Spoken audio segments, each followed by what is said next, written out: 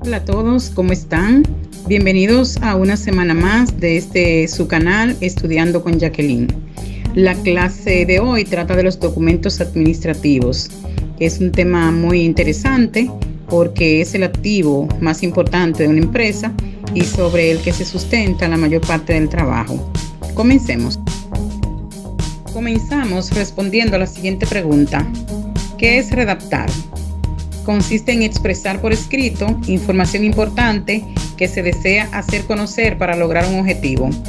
Informar, solicitar, ordenar, diseñar, dirigir, explicar. La redacción de un texto requiere de un ordenamiento lógico de las ideas que se piensan plantear. Para redactar se necesita tener un plan de redacción que permita partir de la idea más general a la idea más específica y luego priorizar desde la de mayor trascendencia a la de menos importancia. Enseguida les explicaré qué son documentos administrativos. La actividad administrativa se distingue por su carácter documental, es decir, por reflejarse en documentos que constituyen el testimonio de la mencionada actividad. Los documentos administrativos son el soporte en el que se materializan los distintos actos de la administración pública, la forma externa de dichos actos. Los textos administrativos son los documentos a través de los cuales se realiza la comunicación entre la administración y los ciudadanos. La redacción administrativa consiste en la elaboración de un documento de carácter oficial, empleados comúnmente por las empresas o entidades en su afán de comunicar disposiciones o acuerdos a sus trabajadores u a otras entidades. Vamos a conocer las funciones. Son dos las funciones primordiales que cumplen los documentos administrativos. Función de constancia, donde el documento asegura la pervivencia de las actuaciones administrativas al constituirse en su soporte material. Y función de comunicación, donde los documentos administrativos sirven como medio de comunicación de los actos de la administración. Se pueden apreciar una serie de características que determinan el que un documento pueda ser calificado como documento administrativo. El primero es, producen efectos. No cabe calificar de documento administrativo a aquellos documentos que no están destinados a la producción de efecto alguno, como son, por ejemplo, los resúmenes y los extractos. Los documentos administrativos siempre producen efecto frente a terceros o en la propia organización administrativa. Son emitidos por un órgano administrativo.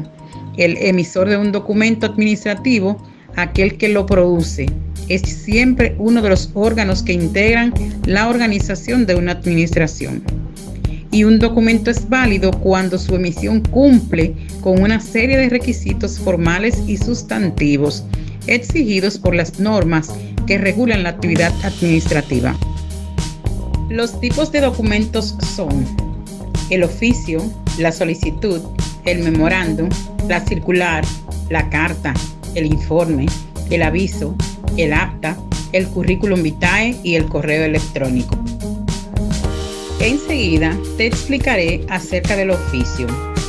El oficio es una correspondencia de carácter institucional. El intercambio se puede dar entre una institución pública y una privada o viceversa. Una institución pública o privada puede enviar un oficio a un individuo, pero no viceversa. Su área de difusión, el oficio se difunde en dos niveles: a nivel externo, es decir, fuera de una institución, y a nivel interno, dentro de ella. A nivel externo, establece comunicación con personas ajenas a la entidad, especialmente con aquellas que ocupan cargos directivos. Y a nivel interno, enlaza a los que desempeñan funciones de dirección dentro de una entidad o institución. El oficio tiene las siguientes partes obligatorias. Membrete es el nombre de la institución o entidad que envía el oficio. Lugar y fecha. Código es el que hace referencia al tipo y al número de oficio que se expide. Destinatario. Asunto es el tema a tratar. El texto es el desarrollo del asunto. Antefirma, firma, posfirma y sello, con copia, pie de página. Y las siguientes partes complementarias son: nombre del año, es obligatorio únicamente en los oficios de circulación externa. Y anexo es opcional en caso de enviar algún documento adjunto.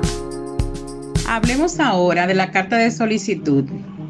Es un documento que se utiliza tanto en las entidades públicas como privadas, mediante la cual el emisor, solicitante, pide un derecho o un servicio al receptor, institución, con motivos administrativos o personales. Se usa para conseguir préstamos, créditos, asignación familiar, empleos, derechos, etc. Son requisitos de la solicitud la claridad, naturalidad y precisión. Tiene la siguiente estructura. La sumilla es el resumen de lo solicitado. El destinatario, persona o entidad a la que se le dirige la solicitud. Saludo, generalmente son iniciales del cargo de la persona a la que se dirige la solicitud. Generales de ley, que son los datos del solicitante, que termina con la siguiente forma: a usted, con toda su consideración, expongo. El texto es el cuerpo de la solicitud, que consta de dos partes. La parte considerativa, donde se indica el motivo por los que se solicita la petición correspondiente. La despedida, que consta de dos partes. Menciona lo expuesto en la solicitud, ejemplo, por lo expuesto. Agradecimiento por la atención del documento, ejemplo, a usted pido atender la solicitud por ser de justicia, necesidad, corresponder a mis derechos constitucionales. La fecha se describe al pie de la despedida y a la derecha. Firma del solicitante, documento de identidad, teléfono y dirección. A continuación te presentamos un formato de la carta de solicitud. Este es un modelo el cual puedes leer, puedes visualizar cada una de las partes que componen este tipo de cartas. Seguimos con el memorándum. Es un documento simple de calidad administrativa que se utiliza para comunicaciones breves o notificaciones sencillas de cualquier índole. Se usa respetando el orden de jerarquía o autoridad, es decir, del superior al inferior y no a la inversa. Su carácter es interno. Se redacta en primera o tercera persona gramatical. Las partes son: encabezamiento, que contiene membrete de la institución. En el centro de la parte superior va la palabra memorándum o memorando, número, luego al o al, de o del. El vocativo, que puede ser un saludo, es opcional. El asunto se expone en pocas palabras lo que se desea comunicar. La fecha, el cuerpo del asunto a tratar y la fundamentación respectiva, exponiendo las razones. La despedida, que se usa la palabra atentamente. Firma y sello del que remite el documento. Los tipos de memorándum o memorándums están: el memorándum simple, cuando va dirigido a una sola persona u oficina, y el memorándum múltiple va dirigido a varias personas u oficinas y es de carácter general. Aquí le presentamos un formato de memorándum donde podemos ver que en la parte superior se encuentra lo que es el membrete de la empresa, la palabra memorándum en mayúscula y el número, A, D, referencia a la fecha, el vocativo, el cuerpo, el saludo, la firma, el nombre del cargo y las iniciales. Hablemos de la circular. La carta circular es un documento que se utiliza para comunicar cualquier noticia, información o evento actual que puede resultar de interés para la empresa, departamentos, empleados, etc. Una circular comunica una determinada información o noticia a varios destinatarios. En empresas grandes puede que a muchos destinatarios. Las características que debe reunir una circular son: Por la característica de este documento informativo, tendrá que redactarse en un lenguaje sencillo, sin utilizar términos que impidan o dificulten su comprensión. Debemos tratar de redactar un texto breve, sin rodeos y de forma directa. Las ideas deberán expresarse de una manera clara, concisa y ordenada. Aquí les comparto el formato de una circular interna. Ahí podemos ver que en la parte superior dice el título de circular interna. Tiene que ver con el asunto, tiene el para y tiene el texto cuerpo de la carta, la frase de despedida y la firma de quien emite la circular.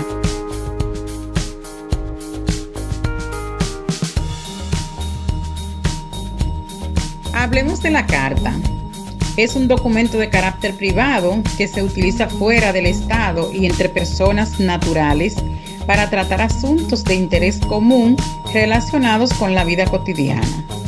Las partes de la carta son el membrete, lugar y fecha, código, destinatario, el saludo, asunto, texto, antefirma, firma, posfirma con copia, pie de página. En el caso de una carta comercial, puede incluir anotaciones personales o postales especiales. Ejemplo, adjunto con copia, etc. Ahora vamos a conocer las características de la carta. La carta debe ser breve y precisa, se organiza con claridad, concisión, precisión y exactitud, busca dar información completa, recurre a un vocabulario exacto y cortés, usa oraciones completas, organizadas correctamente, no abrevia las palabras, utiliza una puntuación adecuada al sentido de lo que se quiere expresar. Las clases de cartas son cartas por el número de destinatario, carta por el tema que tratan, administrativa, comercial, notarial. Otros tipos de carta pueden ser la carta poder, la declaración jurada y la solicitud de empleo. Es muy importante conocer los formatos de la carta. En la oficina se utilizan los siguientes estilos para la presentación de cartas: bloque, bloque modificado, semibloque. Es el bloque modificado con párrafos sangrados. El estilo bloque tiene como característica principal que todos los componentes de la carta parten desde el margen izquierdo. El estilo bloque modificado, la fecha, la despedida y la firma parten desde el centro hacia la derecha. El estilo semibloque, bloque con párrafos sangrados, tiene las mismas características del estilo bloque modificado, pero los párrafos están sangrados a 5 espacios. La puntuación de la carta. Para la puntuación de una carta se usan dos estilos: puntuación abierta y mixta.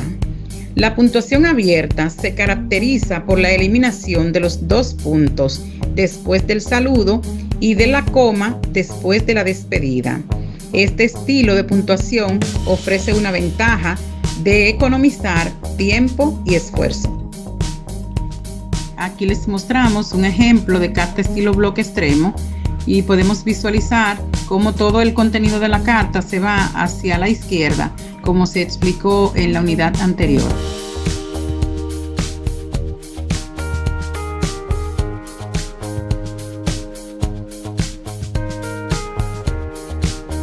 Hablemos del informe. El informe es un documento mediante el cual se da a conocer al jefe o autoridad inmediata superior algún asunto encomendado o que se ha presentado en forma imprevista. Presenta una situación administrativa o técnica. El informe puede ser presentado por una o más personas, por una comisión especialmente encomendada. Se redacta principalmente en tercera persona. Este documento se utiliza con mucha frecuencia en investigaciones o estudio, ya sea en instituciones públicas o privadas. Los tipos de informes son informes administrativos, informes legales e informes de investigación. Hablemos de las partes de un informe. Encabezamiento. Al centro de la parte superior, informe.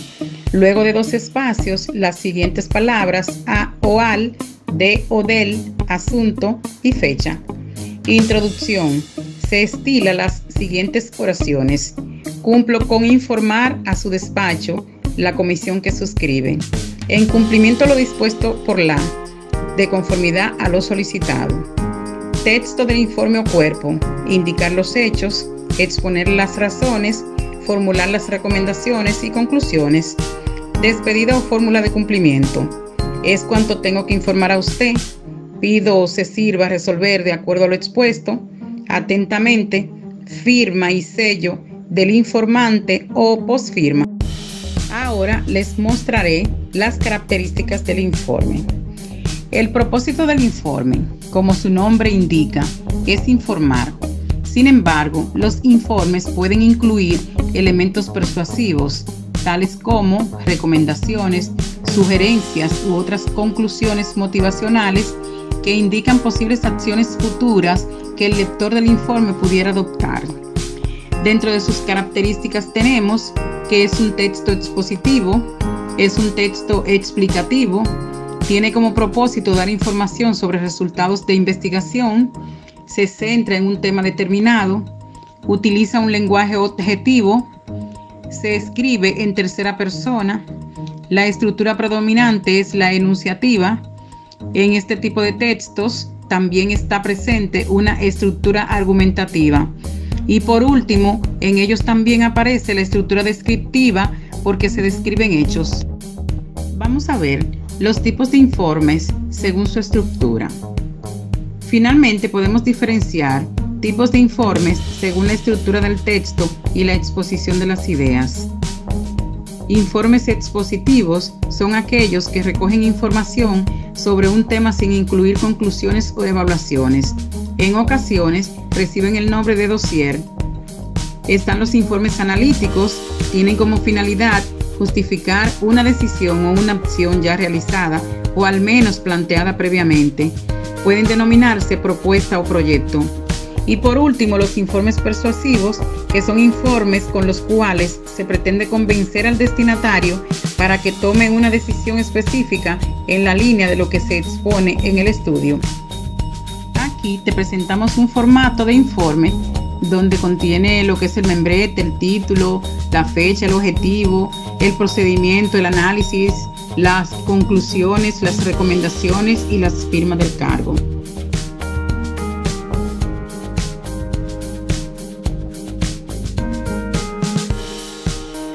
Seguimos con el aviso. Un aviso es una advertencia que se comunica a alguien. Puede tratarse de una señal, un consejo o un llamado de atención. Por ejemplo, el camino presenta mucha nieve.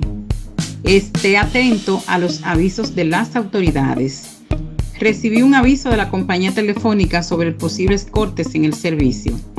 Voy a poner un aviso en la cartelera para que nadie use el baño que no funciona. El aviso intenta advertir o comunicar una novedad, ya sea por vía oral o escrita. Enseguida conoceremos el acta. Se llama acta a todo aquel documento que ha sido realizado durante una reunión o asamblea y el cual es escrito por alguien que estuvo presente en dicha reunión y en donde se plasman todos los convenios y conclusiones tratados durante la misma.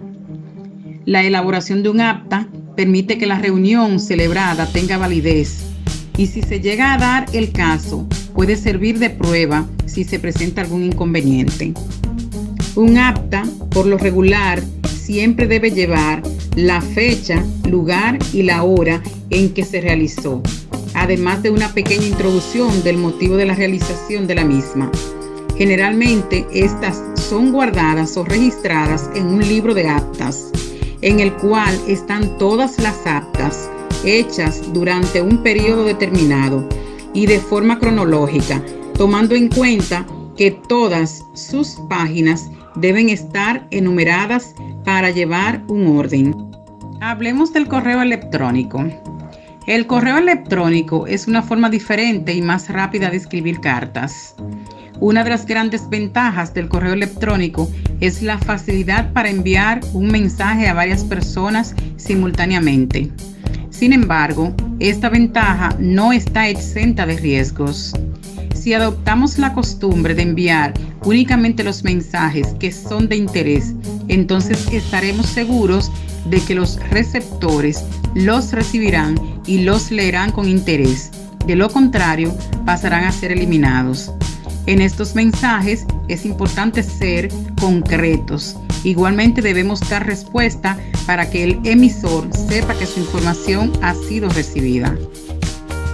El Curriculum Vitae es un documento que contiene información sobre las acciones más sobresalientes de una persona.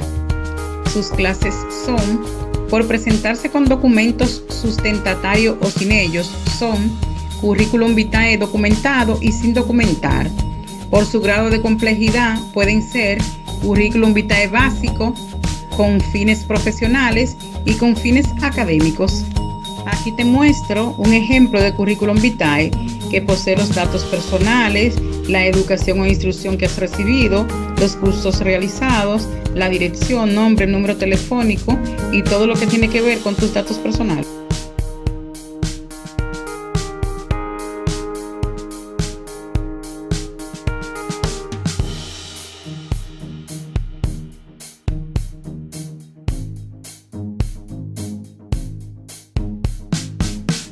Si este video fue de tu agrado y crees que lo mereces, por favor regálame un like, comenta, comparte y suscríbete. Esto nos ayudará a seguir creciendo. Bye, hasta pronto.